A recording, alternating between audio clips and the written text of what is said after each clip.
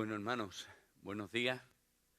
Estamos en Hechos, capítulo 9, y es un capítulo, yo creo que muy súper conocido por todos los creyentes, o casi todos los creyentes, ¿verdad?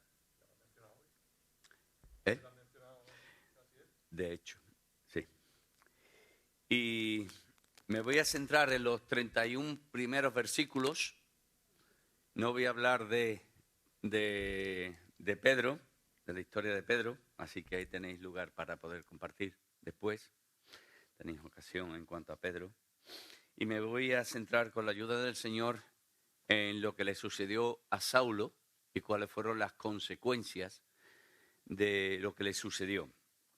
Y leemos allí en el versículo 1, dice que Saulo, respirando aún amenazas y muerte contra los discípulos del Señor, vino al sumo sacerdote.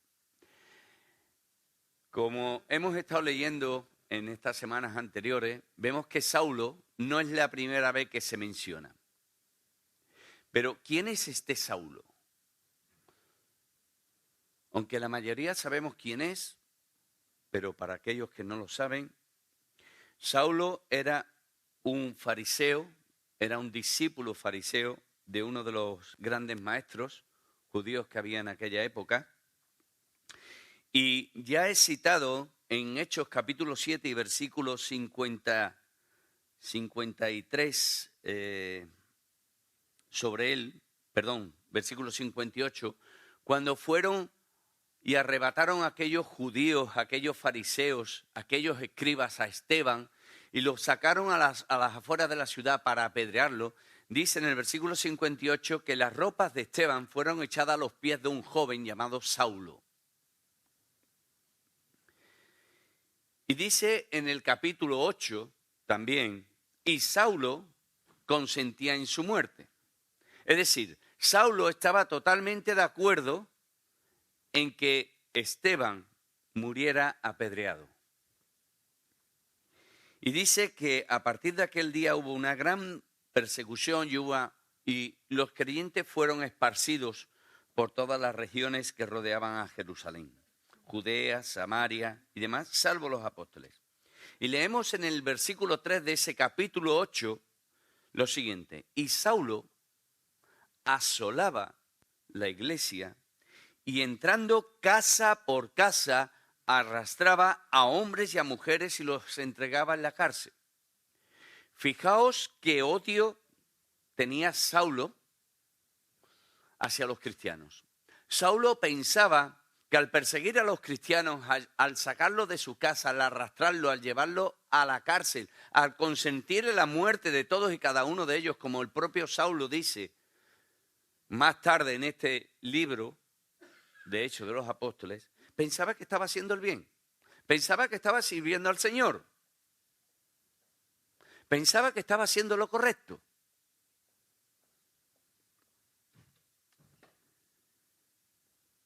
Y no era así, evidentemente. Este Saulo era un israelita de Tarso, el cual descendía de la tribu de Benjamín, era en cuanto a la ley fariseo, e instruido estrictamente y a los pies de un gran maestro, que se llamaba Gamaliel, al que tenían en gran estima, ¿vale? Y que además, por tanto, era celoso del Señor. Una persona, digamos, estaba concentrada en el Señor y que pensaba que estaba haciendo el bien con perseguir a los cristianos. Y así nos encontramos a este hombre. Y dice que era tal su odio hacia los cristianos que fue al sumo sacerdote, como hemos leído en el versículo 1 del capítulo 9, para pedirle cartas al sumo sacerdote para las sinagogas de Damasco, a fin de que si hallase, gracias, muchas gracias, que el Señor te lo pague, ¿no? Dice así las Escrituras, ¿verdad? Que incluso hasta un vaso de agua será recompensado. A fin de que si hallase algunos hombres o mujeres de este camino los trajese presos a Jerusalén.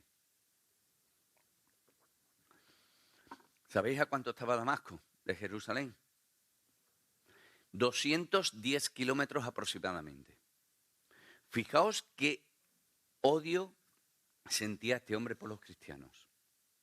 Hasta tal punto de llevarse 6 días andando, aproximadamente, una semana andando, para ir a una ciudad, arrestar a los cristianos, a aquellos que confesaban el nombre del Señor Jesucristo, y traerlos presos a Jerusalén para meterlos en la cárcel y, si era necesario, condenarlos y aceptar su muerte. Terrible, ¿verdad? Y me acordaba de la Inquisición.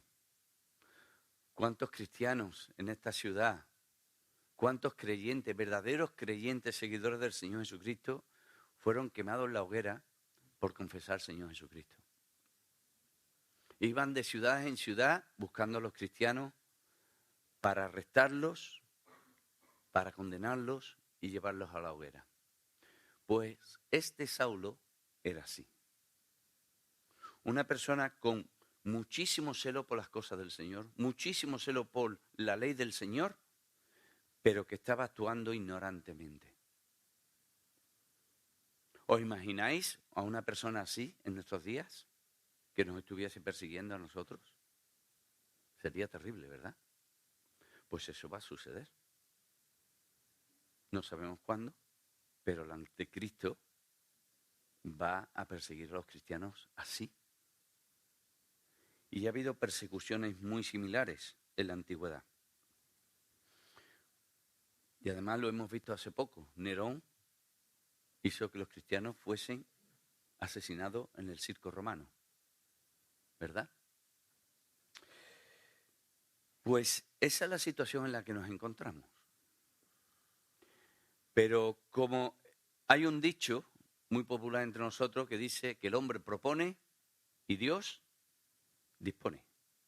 Los planes de Saulo era ir a Damasco para arrestar a todos aquellos cristianos y llevarlos a Jerusalén. Pero esos no eran los planes del Señor. Y dice en el versículo 3, mas yendo por el camino, aconteció que al llegar cerca de Damasco, repentinamente le rodeó un resplandor de luz del cielo. Dice que llegando allí a aquella ciudad, cerca de aquella ciudad, se le presenta al Señor. Y además se le presenta de forma personal a él. Porque fue el único que lo vio, como dice después unos versículos más adelante. Y me llama la atención las palabras del Señor. Dice, Saulo, Saulo, ¿por qué me persigues? Y podemos aprender de aquí un par de cosas para nosotros, hermanos. Primero, que el Señor conocía personalmente a Saulo. Sabía quién era Saulo y sabe quién eres tú. Y sabe quién soy yo. Y nos conoce a cada uno por nuestro nombre. Nos conoce a todos personalmente. Y sabe lo que hay en nuestras vidas y en nuestros corazones. Él lo sabe todo. Y lo llamó por su nombre, Saulo, Saulo. Y además le dice, ¿por qué me persigues? Pero, ¿no hemos leído de que Saulo asolaba la iglesia? ¿No hemos leído de que Saulo perseguía a la iglesia? ¿Cómo que el Señor le dice, ¿por qué me persigues? Porque el Señor se identifica con su pueblo. Porque el Señor se identifica con todo aquel que confiesa su nombre. Porque el Señor es uno con su pueblo y el Señor es uno con cada uno de los que confiesan su nombre. Por eso dice, ¿por qué me persigues? En Mateo capítulo 25, los versículos 31 al 46, el Señor habló de un futuro juicio. Y el Señor les habló diciendo, cuando estuve sediento me disteis de beber. Cuando estuve hambriento me disteis de comer. Cuando estuve desnudo me vestisteis. Cuando estuve enfermo me visitasteis. Cuando estuve en la cárcel me visitasteis. Y ellos le dijeron, pero Señor, ¿cuándo hicimos todo esto? Y está hablando de un juicio futuro. ¿Cuándo hicimos todo esto? Dice, por cuanto se lo hiciste a estos hermanos pequeños, me lo hiciste también a mí. El Señor es uno con cada uno de nosotros, hermanos. Y lo que nos hagan a nosotros se lo están haciendo al Señor. ¿No es esto grandioso? Que el único Dios verdadero, el Dios todopoderoso, que creó los cielos y la tierra, sea uno con nosotros. Que tenga una comunión íntima con nosotros. Que lo que nos hagan a nosotros, sea para bien o para mal, se lo están haciendo a Él. Y el Señor dice, ¿por qué me persigues? Y Saulo cayó ante tal luz, cayó a tierra. Si iba andando, si iban en un caballo, no se sabe. Si iba encima de un mulo, de un burro, no se sabe. Pero cayó a tierra cuando vio aquella luz. Y la reacción de Pablo fue, ¿quién eres, Señor?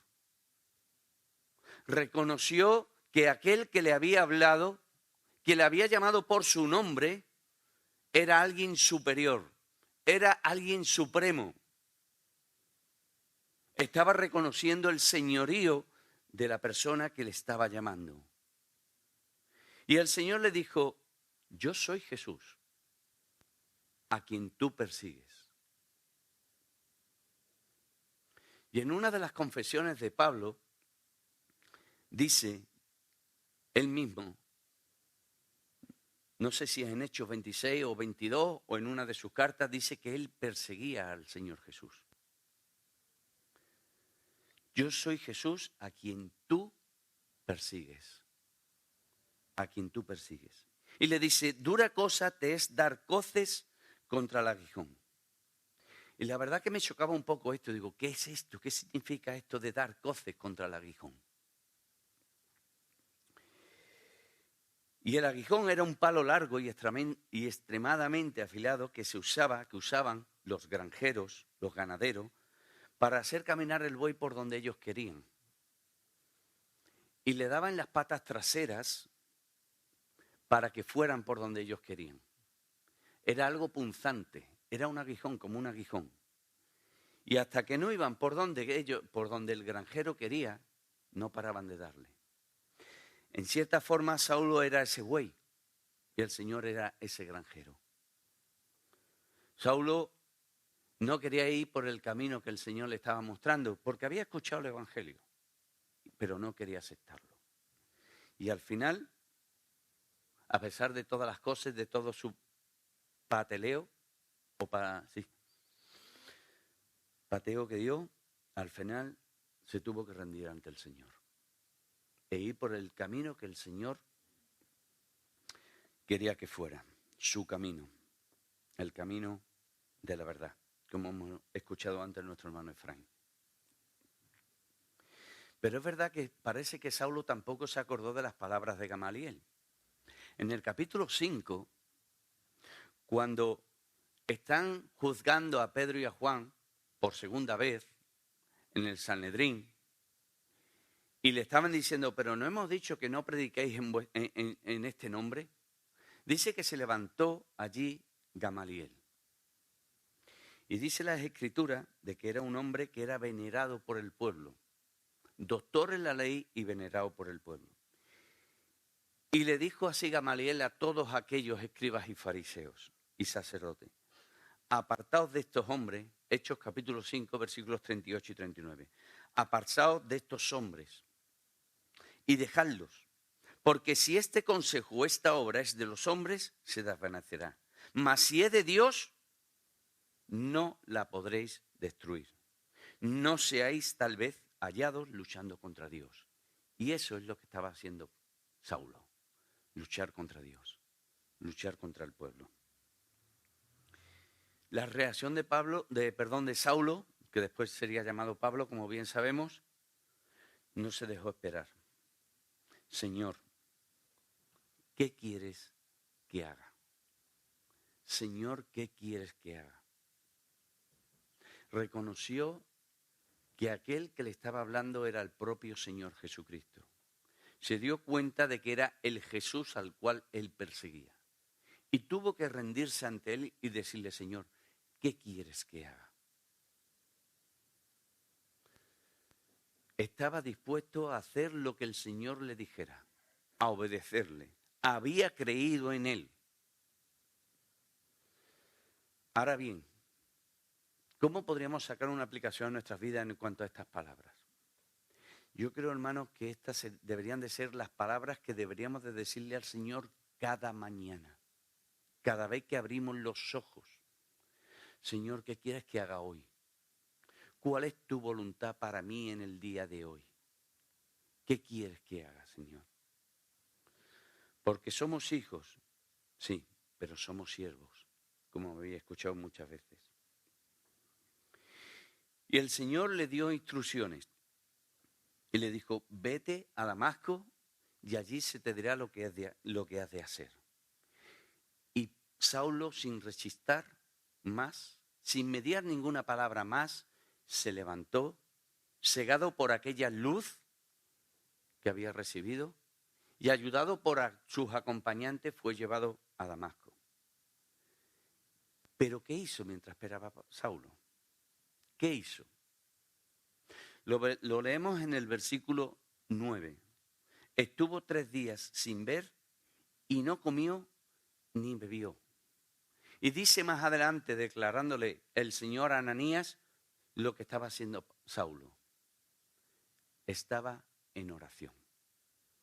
Estaba en ayuno y oración esperando la instrucción del Señor. ¿Cuánto hacemos nosotros eso? ¿Queremos saber algo importante de nuestra vida? ¿Queremos saber cuál es la voluntad del Señor en nuestras vidas? ¿Cuánto oramos? Incluso, ¿cuánto podemos ayunar? ¿Cuánto ayunamos? Pablo dice que estuvo 3 días y 3 noches sin comer ni beber, lo justo para no terminar deshidratado en cuanto a bebida. Y dice que Saulo esperó allí. ¿Y qué hizo el Señor mientras tanto? Pues leemos a partir del versículo 10 hasta el versículo 16 aproximadamente, de que el Señor se presenta ante un creyente, ante un cristiano. Un varón piadoso y de buen testimonio, como dice como dice Saulo en Hechos capítulo 26. Y dice que se le presenta en visión a Ananías. ¿Qué pensáis que estaba haciendo Ananías en aquel momento, cuando se presenta en visión? ¿Estaba durmiendo? ¿O quizás estaba orando? Yo me tiraría más por lo segundo, que estaría orando. ¿Por qué? Porque esto mismo lo apoya el Señor Jesús con sus palabras. Porque Saulo recibe visión también mientras está orando. Y me llama la atención el levántate. Y eso me hace pensar que estaba orando. Levántate y ve. Y ve a tal sitio y le da unas instrucciones muy estrictas, muy concretas. Ve a tal sitio, a tal casa, allí va a estar esta persona, te está esperando, que lo ha recibido en visión. Pero hay una pequeña pega. Por lo menos yo lo veo así. Porque dice Ananías, pero Señor, es que he escuchado sobre este hombre de que persigue a los cristianos. Y yo pensaba, digo, ¿es que acaso Ananías no sabe que el Señor lo sabe perfectamente? Parece como que estuviera poniendo una pequeña pega para ir. Pero el Señor, lejos de reprender o lejos de corregir a Ananías, le da más explicaciones y le cuenta cuál es el plan. Va a ser testigo mío delante de las naciones y delante de los reyes. Y va y le dice, ve. Se lo vuelve a decir, ve. Y a veces nosotros, hermanos, podemos recibir un sentir, no una visión, sino en sentir en nuestros corazones el ve y acércate a esa persona y háblale. Ve y haz esto a esta persona. Ve a la casa de tu vecino y pregúntale por él, ¿cómo está? Y a veces podemos poner pegas, pero Señor, y el Señor nos dice, ve. Y hermanos, debemos de obedecer. Tenemos que hacer su voluntad. porque Él sabe infinitamente mucho más que nosotros las cosas. Él es el Dios todopoderoso, Él es el Dios omnisciente y lo sabe absolutamente todo. Y cuando nos dice ve, nuestra respuesta debe de ser, Señor, voy. Y eso es lo que tenemos que hacer.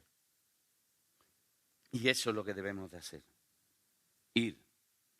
Y dice que Ananías no me dio palabra más, no me dio ninguna palabra más y fue. E hizo como el Señor le dijo. Y dice que llegó a la casa de un tal Judas, entró en la habitación donde estaba Saulo,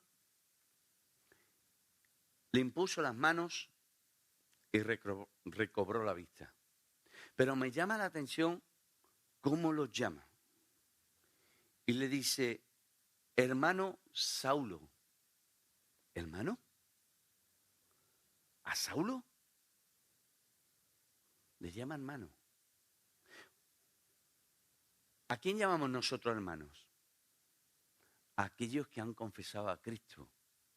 A aquellos que han creído en el Señor Jesucristo como su Salvador y como su Señor. Y claramente Ananías estaba confesando y diciendo, tú has creído en el Señor Jesucristo y vas a ser instrumento. ¿Y qué hace Ananías? Lo bautiza y Saulo recibe el Espíritu Santo. ¿Qué es lo que hace a continuación Saulo?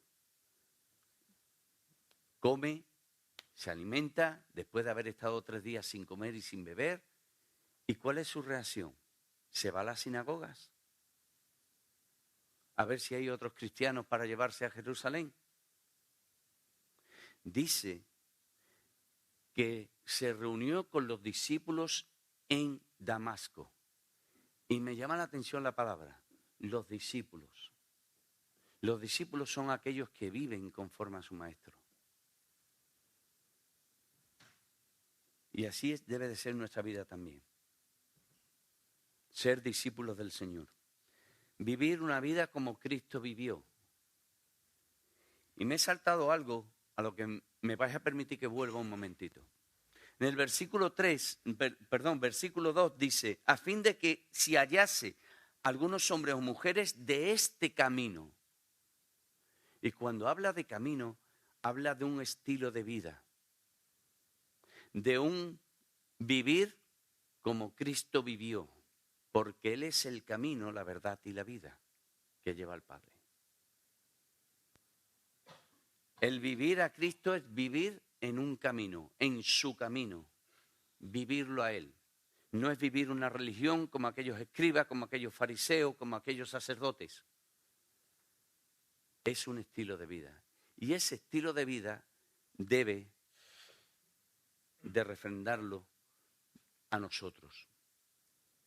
Y espero que me entendáis porque a veces soy torpe a la hora de expresarme.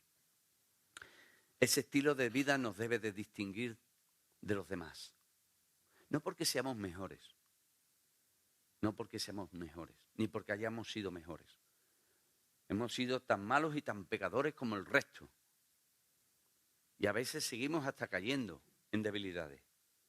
Pero nuestra vida no es igual, no es la misma. Nuestro sentir no es el mismo. ¿Cuáles fueron las consecuencias de Saulo?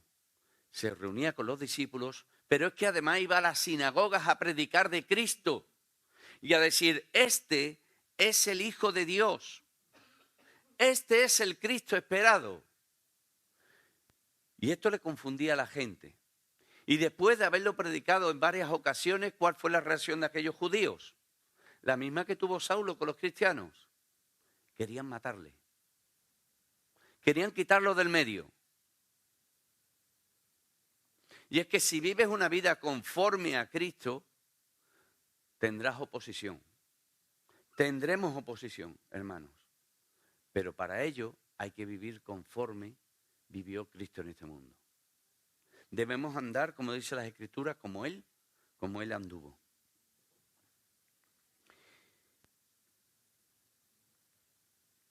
Y voy a terminar. Y dice en el versículo 31, después de ser sacado de Damasco a través de una cesta por el muro y ir a Jerusalén, dice en el versículo 30 y el versículo 31, y con esto voy a terminar, hermanos. Cuando supieron esto, los hermanos lo llevaron hasta Cesarea y le enviaron a Tarso. Y allí estuvo 3 años preparándose para el Señor. Entonces las iglesias tenían paz por toda Judea, Galilea y Samaria, y eran edificadas andando en el temor del Señor y se acrecentaban fortalecidos por el Espíritu Santo. Aquel que era el gran opositor de la iglesia, el Señor lo transformó para que todo ese vivo celo que tenía por perseguir a la iglesia, el Señor lo cambió para tener ese vivo celo por predicar el Evangelio. Y hermanos, eso solamente lo puede hacer el Señor. Cogiendo un versículo de las Escrituras. Lo que es imposible para los hombres es posible para Dios. Y solamente Dios puede hacer esto. Y Pablo, que conocía al Señor, la Escritura, y que conocía supuestamente al Señor según la carne, lo conoció realmente conforme a las Escrituras. Y dice en el versículo 14 de 2 de Corintios capítulo 5, dice, porque el amor del Señor de Cristo nos constriñe, nos lleva, nos empuja, pensando esto, que si uno murió por todos, luego todos murieron, y por todos murió para que los que viven ya no vivan para sí, sino para aquel que murió y resucitó por ellos. De manera que nosotros de aquí en adelante a nadie conocemos según la carne, y aun si a Cristo conocimos según la carne, ya no lo conocimos así. De modo que si alguno está en Cristo, nueva criatura es. Las cosas viejas pasaron, he aquí todas son hechas nuevas. Y todo esto proviene de Dios, quien nos reconcilió consigo mismo por Cristo, nos dio el ministerio de la reconciliación. El ministerio que le dio a Pablo. Que Dios estaba en Cristo reconciliando consigo el mundo, no tomándoles en cuenta a los hombres sus pecados, y nos encargó a nosotros la palabra de la reconciliación. Así que somos embajadores en nombre de Cristo, como si Dios rogase por medio de nosotros, os rogamos en el nombre de Cristo, reconciliaos con Dios. Y este era el mensaje que Dios le dio a Saulo, después llamado Pablo. Y este es el mensaje que Dios nos ha dado también a nosotros, para que prediquemos el Evangelio a todos, a toda criatura. Porque Dios quiere que todos vengan a su conocimiento y sean salvos para la gloria del Señor. Todos tenemos un ministerio, hermanos. Dentro de la iglesia, fuera de la iglesia, todos tenemos un ministerio al cual somos llamados por el Señor. Pero todos tenemos uno en común. Ve y predica el Evangelio. Ve y predica de Cristo. Así que, hermanos, démosle la gloria al Señor por ello. Démosle gracias al Señor porque aquel que era un gran perseguidor de la iglesia fue después un gran apóstol del Señor por el poder de Dios y solamente por su poder. Caerse a la gloria, hermanos.